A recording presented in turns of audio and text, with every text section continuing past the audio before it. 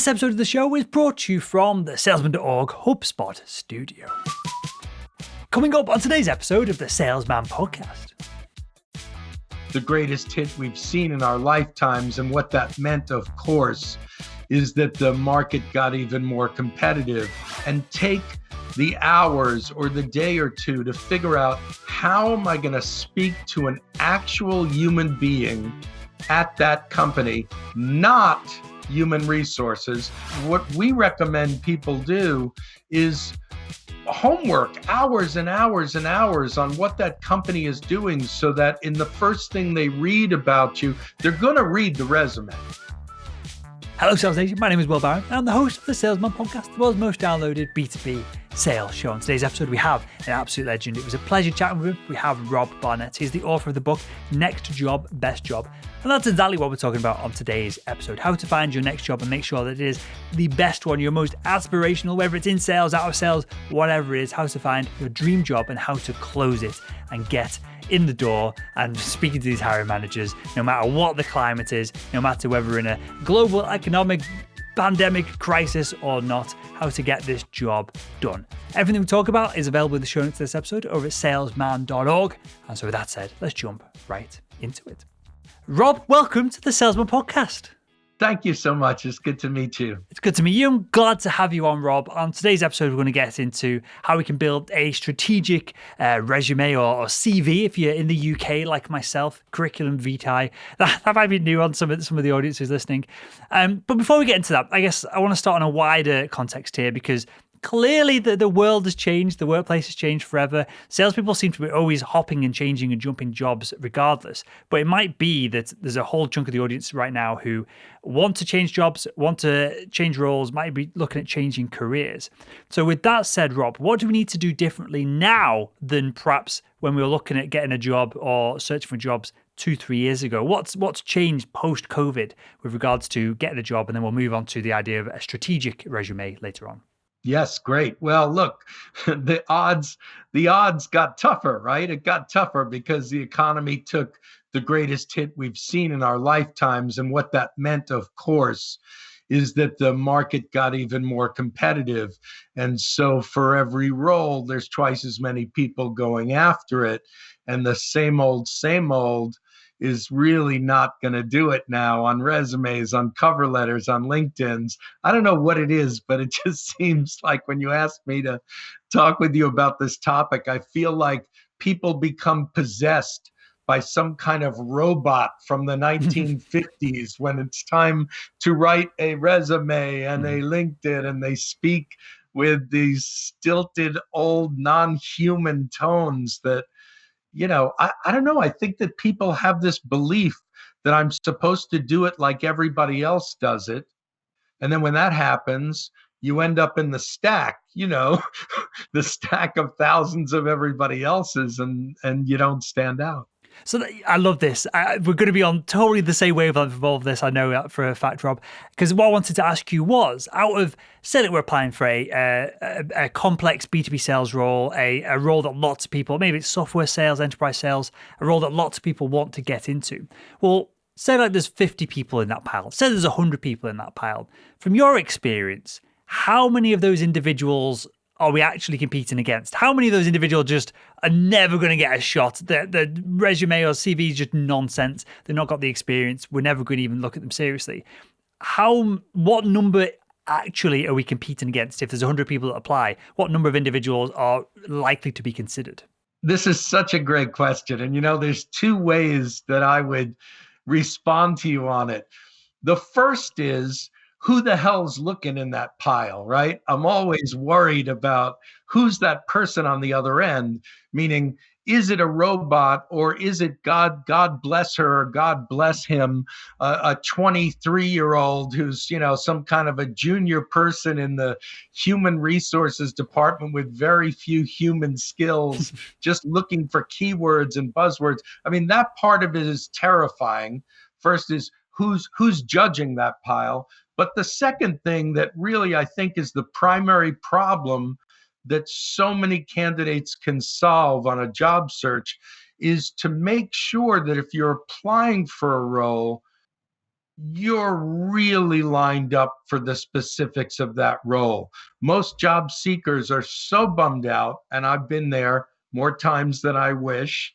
They're so bummed out. They're having such hard luck that if a role is open for sales and I've sold anything, this pen, that then I immediately apply for that sales role, regardless of whether or not I've done the specific kind of requirements that that job is asking for. And you know what? If you haven't, it is really a waste of time to apply for that role.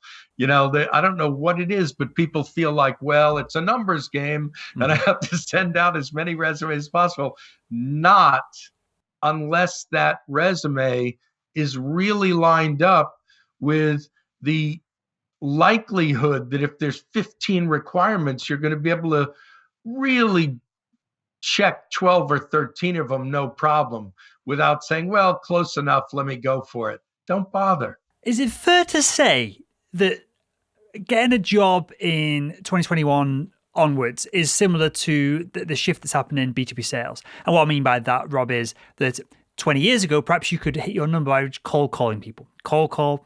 It's a numbers game. Eventually, you're going to get the right person at the right time. You're going to do a deal with them. Now, you can't cold call people because no one has an office desk because no one's in the office. If you don't have the right message at the right time to the right person, and you're involved in the organization and you've got multiple threads within it, it's very difficult to even have a hypothesis of what the buyer wants to engage that initial conversation. So is it fair to say that not just sales, which we talk about on the show all the time, has transformed into a more complex sale? Is it fair to say that being not necessarily being headhunted, we'll perhaps touch on that in a second, but applying for jobs has become more strategic in its nature as well? Yes, beautiful. And I think that you have to get another job before you get this actual job.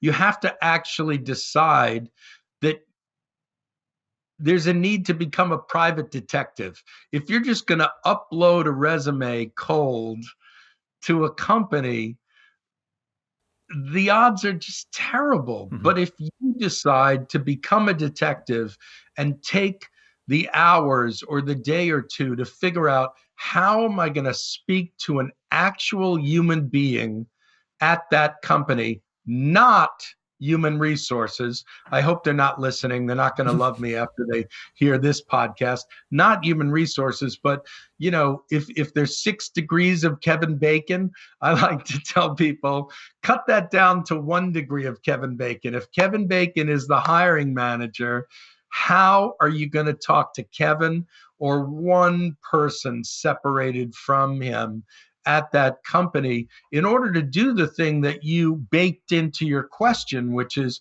you want to get some information about what's really going on there beyond what's on the digital page before you can really kick ass in the interview. Sure. And I guess it's even more appropriate for salespeople than if we are a marketer trying to break into marketing, right? Of if tell me if I'm wrong here, but it seems like if I'm a kick-ass marketer and I start ringing VPs of marketing, the VP is going to be like, okay, send your resume over to HR, or add me on LinkedIn. We'll chat about it online.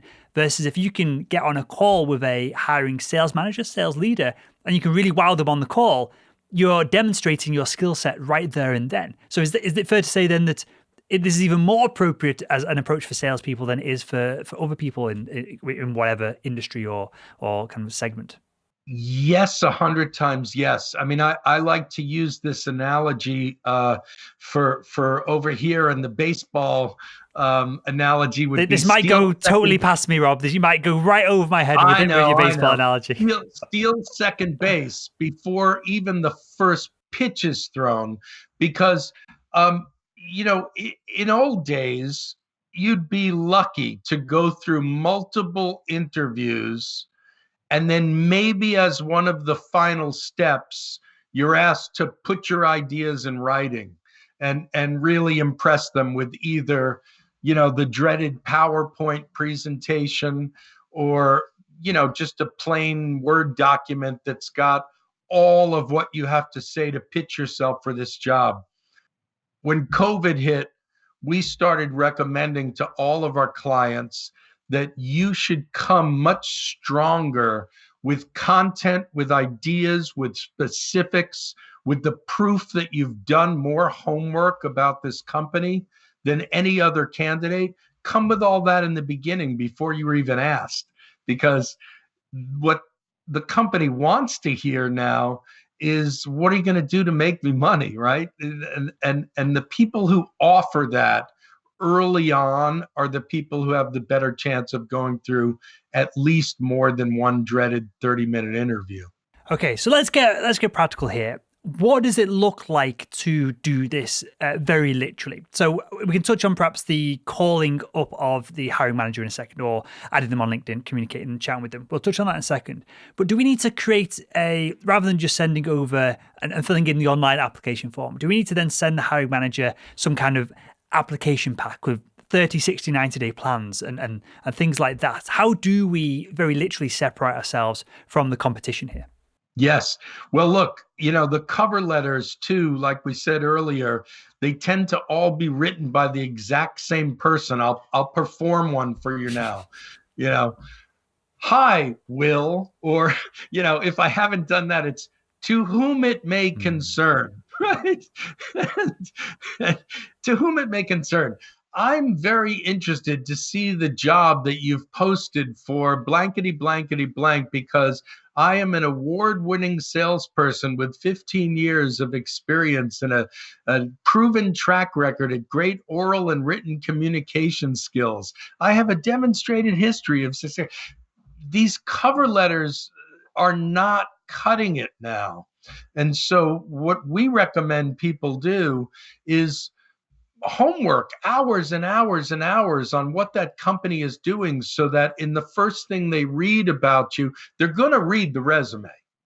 So why is the cover letter a copy of the resume in long sentences? I'd rather that first letter that's written to the company be, I've paid it to, I've watched what you've been doing for this last year, and it seems as though the priorities of the business are X, Y, and Z. In my last job, I've worked on X, I've done Y, I've done Z. Are you interested in considering this? In other words, bring the ideas, bring the content, bring the feedback on what you think that company is doing well, and then go ahead and take the risk and talk about what you think that company needs to do better. Bold is beautiful. Can you explain, because you kind of alluded to this earlier on with the 23-year-old intern that may be sifting through some of these. What happens when we send off our resume, whether it's an online form, whether we send it off as a Word doc or whatever it is? What happens when it goes into this black hole and then we may or may not hear back out the other end of it? Yes, I think people are obsessed with algorithms now. And there's this belief that if I just write the phrase data analysis 3 times on my resume, it's going to get magically found by the system. And then it's going to end up on the desk of the chief executive at that company. I'm much less concerned about being found by a robot as I'm concerned about finding people who can make the introduction that's needed, the warm introduction, between myself, the candidate, and that hiring manager, and whatever it takes to do that. I mean, yes, you might, if you don't know people, as you say, you're going to try to make those connections on LinkedIn, but then you're going to try and turn something that's cold into something that's warm. Maybe it's a simple request to somebody else who works at the company, and you say, look, I'm applying for a job there. If you have a minute, you probably don't have 20 minutes to talk, but I've got 3 questions to ask you on an email that would be so helpful to give me a shot at getting this job. Then ask 3 probing questions. When you've got those answers, you can now say, I connected with so-and-so at the company, and I understand that X, Y, and Z. You've got to get into the dialogue some way with people who work there. Because if you're just wishing that you're going to be discovered by a robot, I don't like those odds. I love it. I agree. And clearly, you're the expert here, but you're mirroring my experience getting into medical device sales, which was extremely competitive at the time. And I'm sure it's even more competitive right now. My approach of all of this was if I'm filling it in an online form, if I'm sending off a resume, CV, I've failed. I'm now just the needle in the haystack, as you described it here, Rob. So perhaps you can critique some of the way. In fact, even better, let's go one step further, Rob. Let's say salesman.org, the training product, the podcasts, the advertising, everything goes to complete shit. Everything is dried up. I've got a mortgage to pay. We've got a commercial mortgage to pay on this building. We've got staff to pay. I'm going to have to, just maybe for a year, 2 years, whatever it is, I'm going to have to go back and get a sales job, Rob. What? And let's narrow it down. I want to go back to medical device sales. So there's only a handful of companies that I want to be involved in because I enjoy the product services and I want to sell those. And perhaps that's a conversation for later on of whether we should settle, whether we should go for the job that we really want. We'll touch on that at the end of the show. What do I need to do, Rob, if there's 4 companies that I want to work for? Do I need to start courting these managers now before I want the job? Or am I waiting for a job opening to appear? What do I do if I want to move into this very competitive space? Oh, this is such a great question. There's so many things packed into this that I'm going to try in this bald head to not forget at least 3 things that you opened up. The first thing I heard you open up is that you've had this background like my neighbor does right here in the great state of New Jersey in medical equipment, right? That's been your background. So the first thing you said to me as a headhunter gave me 2 big thumbs up, which is you're going back where your expertise lies. That's great.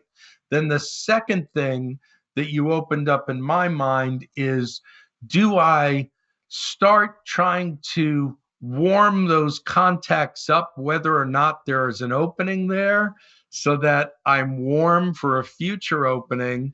Or do I wait until there's an actual job? I love this question. This question comes up all the time, and I've actually changed my answer during COVID.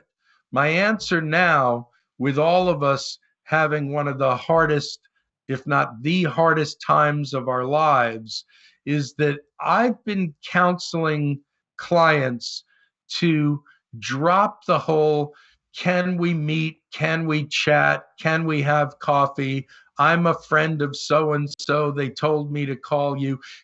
The end result of almost all of those conversations when there isn't an opening is, Will, you sound like a great guy. Listen, I don't have anything now. Say it with me. But I will definitely keep you in mind if there's an opening. Mm-hmm. I think it's a much better move during the dark times to wait until you know there's an opening and pounce then, because now there's a real cadence to this thing. It's really specific. It's on. But it raises the third and final thing I wanted to share in this answer. There's a conspiracy theory in people's minds about jobs, and I hear it every day. And I am here to shoot this conspiracy theory down. People say, well, job listings are bullshit. You're never really going to know if there really is a job or not. The company's not going to list the job. They're just going to hire somebody internally. I'm the guy to say, not true, not true. My experience is that when a job becomes real, that company must post the job. And even if they know they're going to hire Will anyway, they've got to go through the motions of putting that job up online so that other candidates can come in. So I just want to say that this whole conspiracy theory about job listings are bullshit. No, they're there. And then at that moment when the job is listed, that's the time to pounce. Is there any secret sauce to finding these job listings, or especially when we talk more about the enterprise side of things, large big businesses as opposed to small, medium-sized companies? did they all go on monster.com? Do they all end up on these job sites? Is there anything else that we need to do, or is it okay to just to monitor those websites? Yes, I think that this is a important piece of the conversation. A targeted company search is really going to say, look, in your example, there are only these medical device companies where I will logically land. Therefore, I'm going to go on all those company sites.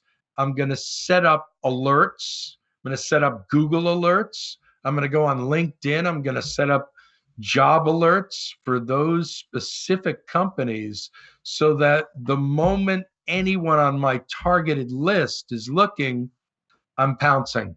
And what happens?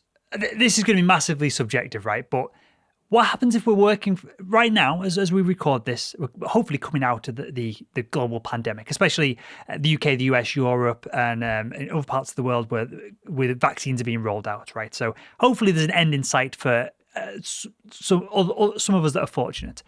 What do we do, Rob, if we're in a role and we're like, right, I hate this frigging job. The job sucks, but it's the terrible time to try and change careers, change jobs, change positions right now. We've took your advice, Rob. We've set up notifications on LinkedIn. We're monitoring these job sites, even if we've somewhat automated it. We're not checking it every day, but something crops up. It's a medical device company that we've always aspired to work towards. They have the best products. We've been competing against them, Rob. We've been competing against them, and they kick our ass every time because they have the best products. We want to work there.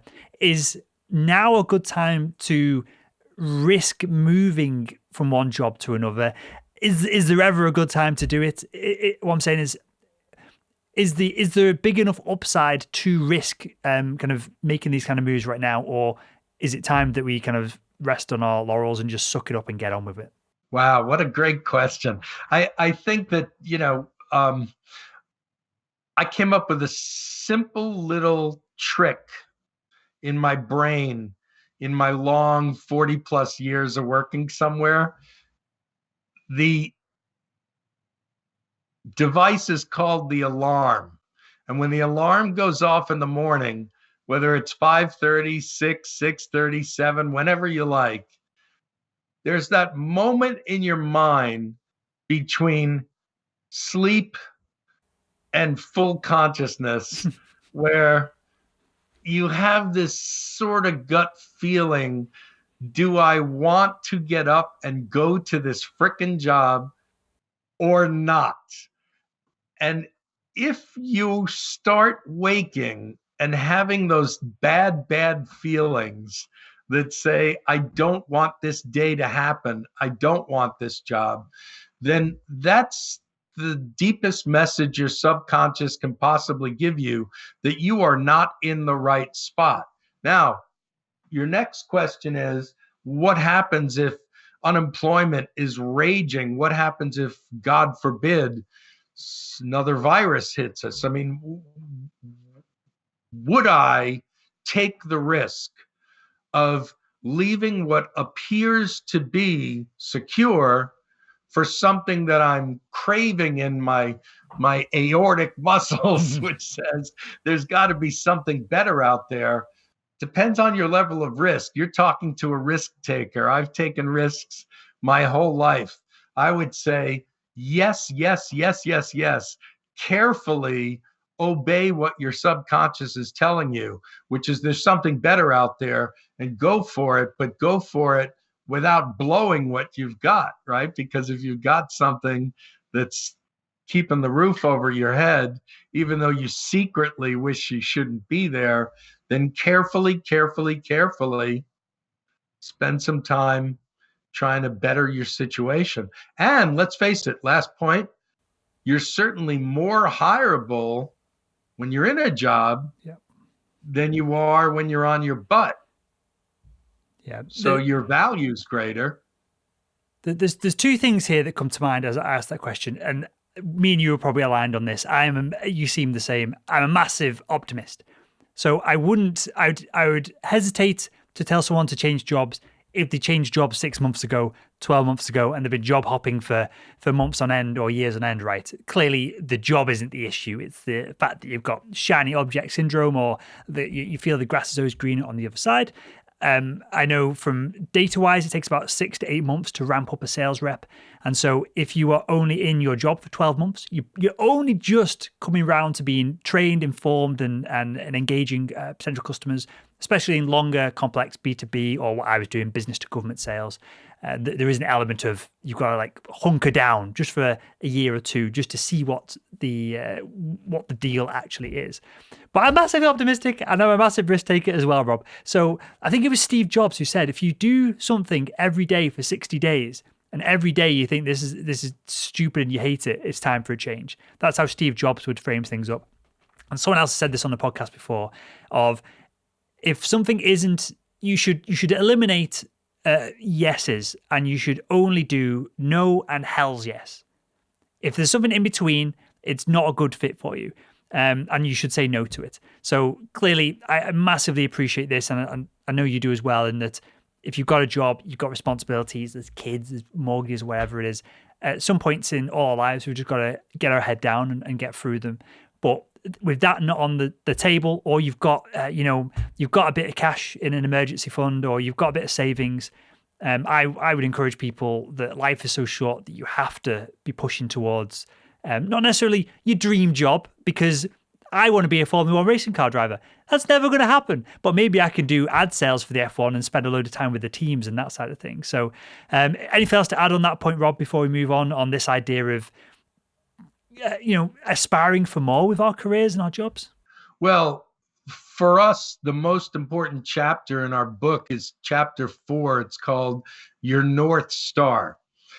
And because life is too short, I believe that there is an actual logical way to answer the deepest question most people have in their career, which is, I know what's in my heart. I know what I want to do. Can I do it?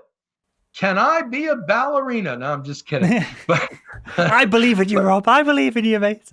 Yes, I can.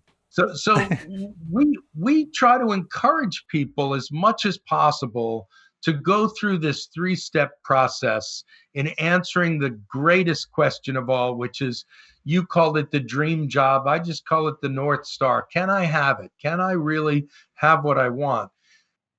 The first question that you ask yourself is a spiritual one. It's in your heart. It says, look, what do I really want to be doing if I'm going to be spending 8, 9, 10, 12, for me, sometimes too many more hours a day doing this thing? Am I allowed to do the thing I love? The answer to that question should always be yes. But now the next question is, can you do it? Can you do it? Because these awful people come into your brain next. I call them the no police. They're going to give you a million reasons why you can't be a ballerina, you stupid idiot. Well, the second step, once you have this feeling of what you know in your heart, the second step is much more logical. You've got to go into your brain and say, am I truly great at doing this? As much self-awareness as I've got, am I truly great at doing this? Is this one of my superpowers, or is it just a vague notion? Is it a wish? Is there some evidence that I've done this before? The third and final step in figuring out whether you can have the job that you want the most is about proving it. And proving it gets us right back to the damn resume and the damn LinkedIn. There has to be enough R&R, recency and relevancy. Recency and repetition. That R&R, recency and repetition, that you've done this job not just once, but you've done it recently and repeatedly in order to make the entire pitch credible, right? The first part of the pitch is the easiest. You know you're going to sound great going for this job because it's what you love. The second is where all your confidence lives. It's, look, I know I can do this. I am a ballerina, And then the third is you got to prove it. You got to prove it. There's got to be real clear evidence. I hate the phrase, by the way, going for jobs. I hate the phrase, I have transferable skills. That's a no-no. That's saying, trust me, I can do it, even though I haven't really done it. I don't think people should use that phrase in an interview. If I ask you a hard question about whether or not you've been a ballerina and the answer is no, then the answer in that interview should be no. What do you say, Rob? Because everything you just said is logical, makes total sense, and a lot of aspirational jobs, dream roles, I imagine, and you can tell me if I'm wrong here, say like I did want to work in the F1. Well, I would probably start some kind of F1 podcast, which would allow me to network with people in the space. And, I'm suited to podcasting, so that would be my kind of way in and format. I'd value to build a little bit of an audience, and maybe that'll get me to in a few meetings and in a few conversations. So what I'm saying is, perhaps with these more aspirational roles, these dream roles, if we don't have the experience, we need to do this extracurricularly and do this out of office hours over the course of maybe even a few years before we even get the opportunity to have conversations about jobs and roles. Am I on the right tracks with that so far? Yes, and as they say in improv comedy, yes, and because one way of doing it, as you say, is on your off hours, right? That you're gonna spend time on the weekends figuring out how to get into that industry. But I also am a big believer in something that I'm simply calling the straight line theory. It means that if you know where you want to end up, if you know you want to be the most famous actor in all of Hollywood, then you actually shouldn't be working as a tax accountant on the side. You should be figuring out how to work in accounting on a film set, right? Because that will eventually lead you in a straight line to the secret role of being an actor, right? You've got to be around those people. I just don't believe that it's a good idea to say, well, I've got to make money. I've got to keep a roof over my head. So I'm doing this thing that has absolutely nothing to do with what my soul really wants to do. Yeah. I think it's better to take less money and a lower job title, working in that correct lane and betting on yourself and saying, look, I'm not ready to have the job that I really want as far as title and money goes. But if I get there for a year and show them all that I'm worthy, I'll move up. But now I'm moving up in the right straight line, and I'm not 7 countries away. I agree. And so I might just about to decimate my audience and ruin my own business, but a lot of people fall into sales roles. Very few people, when they're young, go, hey, I want to sell accounting software to accountants. It doesn't happen, right? We all want to be. I've mentioned maybe there's something Freudian going on. Oh, it's because the F1 season's just about to start, the Formula One. That's why it's obviously top of mind. But when I'm a kid, I wanted to be a jet fighter pilot, and I was too tall. I'm 6'3". I would literally not fit in the jet, so that was written off. The RAF was written out of my life. And then similarly with Formula One and professional racing, you have to start when you're like 3 in a go-kart. And I was only having these conclusions when I was 13, 14, 15, thinking about careers. So that was totally out of the not necessarily out of the picture, but at the highest level is out of the picture.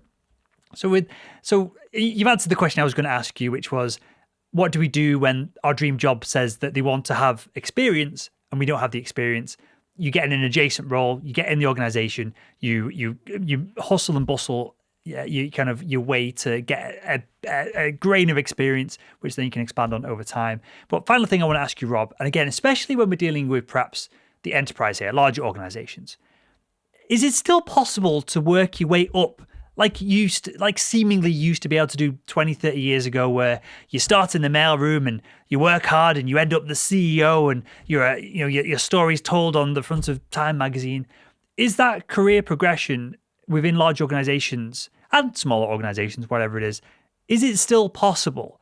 Is that mobility available to people? Because I see less and less people that I engage with, even kind of the leadership that I engage with within these organizations as well. Less and less people stay in companies for 10, 20 years. Everyone seems to be jumping around more often than not. Yes, there's no question that the average amount of years in a job has lessened over time. I think we all have DNA in our, you know, selves from our parents and our grandparents that have this rule that you're supposed to get somewhere and stay somewhere for as long as possible. That's the one thing that drives most of my readers and my clients crazy, is this terrible feeling that the job just isn't going to last more than a few years. I believe that if it still is your true desire to stay put, it can last longer, but only if you're willing to accept something that upset me greatly when I first learned it.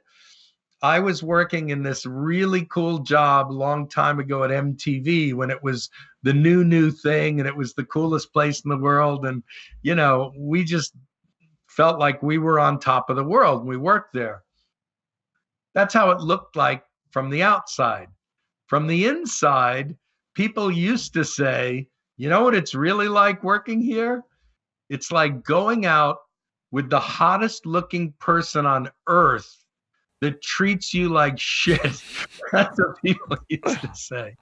And what that really meant is that, like most companies, it had its fair share of politics, internal politics, right? She said, he said, they said, why can't I do this? And so this guy took me out to a meal in my early weeks working there. And he said, look, I'm going to give you a little lesson. You better learn this. Half of the time you're going to spend here is doing the actual work that you've been hired to do. The other half of the time is going to be spent focusing on the people and all the relationships to keep them as strong as they can possibly be politically, because if not, you're never going to make it here. And I hated the whole sound of office politics. It just was disgusting to me.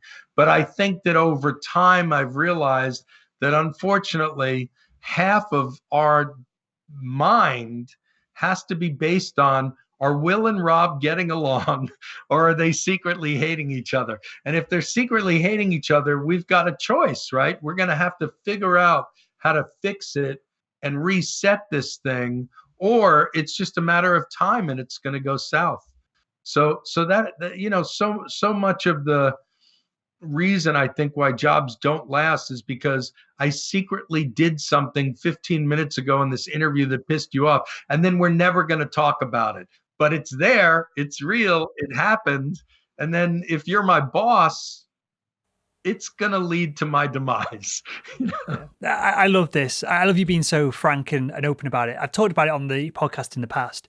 My biggest flaw in all the medical device sales roles I've been in wasn't the ability to sell. It wasn't the ability to hit quota. It wasn't the ability to have customers that liked me and wanted me to return and be in the operating room with them. There's a local hospital here. I would spend every Friday from like 1, 2 o'clock till 7, 8 p.m. in there and just be chilling, hanging out with the surgeons, having a great time. And they were my best customer. And one of the biggest accounts for the last company that I worked for. My issue was my internal stakeholders. My boss thought I was a bit of an idiot. I don't know whether he thought I was thick or just not. How to describe it? When he would, I didn't do very well with taking criticism. In which I would not complain, shout, bitch, moan. I would just sit there and just go and basically let it ping off me and ignore me. Now, this led to issues with the sales manager and eventually the national sales manager, because they both were trying to tell me off for things and they thought nothing was sinking in and nothing was going through, when really I was taking what they said on board and processing it and improving my game and improving myself. But I give them just so little feedback that they were getting stressed out about it. They were questioning their own managerial skills because they thought they weren't getting anywhere with me. And it was only on the exit interview that the national sales manager, he massively shifted, and he was like, "Hey, Will, I'm so excited that you're starting a company. I'm really proud of you. I've always wanted to start a business, but I've never had the nuts to do it myself. We're all dead happy for you." And I was like, have you got any feedback for me? Because this was a shock. We'd gone from this relationship of them basically telling me off all the time, even though I thought I was doing the right thing. I was hitting my target. My customers liked me. And I said, what feedback have you got? And he's like, just be a little bit more open and allow a bit more of conversation about when we're engaging with you. Don't take things personally. Now, if he would have maybe been a better manager and told me this 3 years prior, so I could have actioned it, that would have helped me. If I'd have been less stubborn and thick and seen it coming and had more self-awareness, I would have had a better relationship with them. But all my stresses in that last sales job were the internal politics of sales management, sales leadership, being on my back for things that didn't exist because I was always hitting target and my customers were always happy. And so I engineered this problem into myself, and I would have never had career progression in that company because the layer above me thought I was a great salesperson. Maybe I'm assuming they thought I was a great salesperson, but they didn't think I was leadership material because, again, I didn't have that ability to look inside, see what the problem was, and make shifts on it. So I've talked about this on the podcast before, but I think that's so valuable to have this understanding that, especially in sales, you've got internal stakeholders and they're just as important as your external ones, aren't they? It's amazing. It is. And, it's this tiny little mistakes that may or may not have happened in actuality that are perceived to be great offenses. But if they're never discussed, they can create the end of a job. I wrote about this in the book. There was a time when I had to send a message to my boss. And I had a long-standing relationship with the manager above her. It's an old friend. We're all friendly, right? So when I sent the message, I sent it to my boss and I copied the big boss. Well, like you said, it was maybe only about a year or two later that I found out this person was hating me. They were hating me because they thought that I was trying to do some kind of backstabbing kind of thing. There was no ill will in what I did. It was just a mistake. It was a mistake. I definitely shouldn't have done it. It ended up getting me fired, But it was that small thing that left out of conversation turns into something much, much bigger. So the last point on it is, if you're working for a manager that's been terrible at giving you feedback, if you should have had an annual review and it's been a year and 4 months and you never had the review, I think we all have to ask management for a check-in. We have to say, hey, would it be possible? No agenda. No, I'm not leaving. I'm not quitting. I'm not bugging you for a raise. Can we just get together next Thursday? I want to just make sure I'm on track, right? Just a check-in, because that'll save you from oblivion sometimes. Yeah. And look, these people are your assets and on your side, hopefully, when you do change roles. If you leave on great terms, maybe there is references, maybe they can post on your LinkedIn page, which we didn't even get to. We didn't even get to all the strategic LinkedIn stuff. We'll have you back on in the future, Rob, to dive into all this in more detail.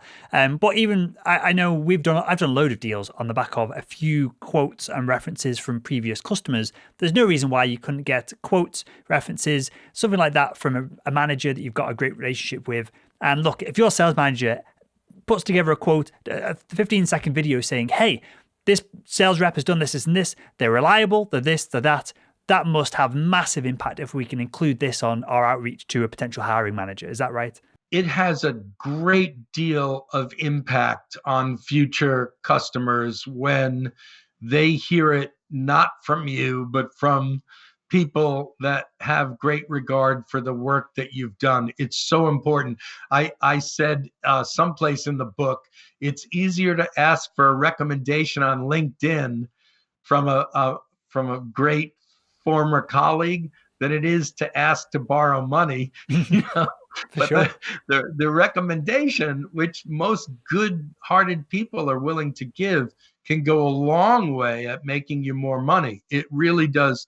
It helps tremendously. So a lot of people that don't even use those on LinkedIn, but it's very, very important. And one last trick about it too, since you asked, if you and I worked for somebody 10 years ago and we had a great, great, successful experience, if that person writes the recommendation for you today on LinkedIn, it populates with today's date.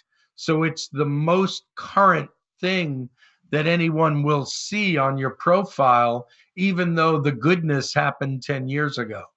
Love it. Oh, that's super practical. I enjoy that, Rob. That's a great way to wrap up this episode. With that, mate, tell us where we can find, we've alluded to it, but tell us where we can find more about you and, of course, the book as well. Yes, thank you. Well, all the voodoo that we do is at robbarnettmedia.com. There's a link for the book there as well. The book is called Next Job, Best Job, A Headhunter's 11 Strategies to Get Hired Now. And you can buy it everywhere that you buy a book, either hardcover, ebook, or the audio coming out of my big fat mouth. Amazing. Are you doing, or have you done the audiobook yourself? Yes, sir. I love it. Well, congratulations, because I hate getting a book, especially someone as charismatic and as entertaining as yourself, and you get it on audiobook, and then it's some professional speaker who you've not really got that relationship with. So that'll be amazing. I'll check out the audiobook as well myself. And with that, Rob, I want to thank you for your time, your insights. We'll link to everything that you just mentioned in the show notes over at salesman.org. And I want to thank you again for joining us on the Salesman podcast. Thank you so much, Will. It's really great to talk to you.